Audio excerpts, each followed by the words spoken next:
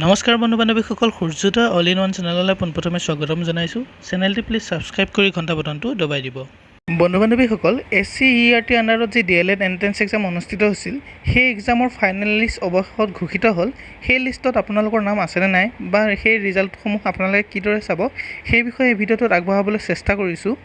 এইখিনিতে আপোনালোকৰ জ্ঞাতাৰ্থে জনাওঁ যে যিসকল বন্ধু বান্ধৱীয়ে গুৱাহাটী ইউনিভাৰ্চিটিৰ আণ্ডাৰত BEdৰ এণ্ট্ৰেন্স এক্সাম দিম বুলি ভাবিছে, সেই এক্সামৰ যিটো চিলেবাছৰ ভিডিঅ'ৰ লিংকটো মই এই ভিডিঅ'ৰ ডেছক্ৰিপশ্যনত দি দিছোঁ। তাত গৈ আপোনালোকে চেক কৰি ল'ব পাৰিব। SCERT DLEDৰ যি কাউন্সিলিঙৰ ফাইনেল লিষ্ট চাবৰ বাবে আপোনালোকে যি SCERTৰ অফিচিয়েল ৱেবছাইট www.scertassam.co.in যাব লাগিব। অফিচিয়েল হোম পেজত গৈ পেজখন তললৈ স্ক্ৰল ডাউন কৰি দিব।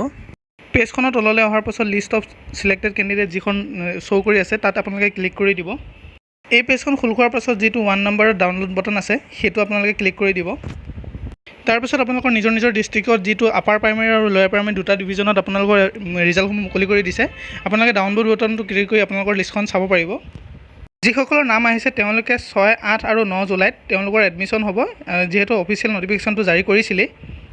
আৰু যিসকল বন্ধু বান্ধৱীয়ে কাউন্সিলিঙৰ বাবে মেৰিট লিষ্টত নাম আহিছিল কিন্তু বৰ্তমান অহা নাই, তেওঁলোকে চিন্তা কৰাৰ কোনো কথা নাই, কাৰণ প্ৰিভিয়াছ ইয়েৰত ৱেইটিং লিষ্ট ওলাইছিল।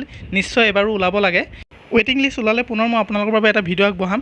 আজিলৈ ভিডিঅ'টো ইমানে। যদি ভিডিঅ'টো ভাল পালে অনুগ্ৰহ কৰি এটা লাইক কৰি দিব আৰু আপোনালোকৰ বন্ধু বান্ধৱীসকললৈ শ্বেয়াৰ কৰি দিব।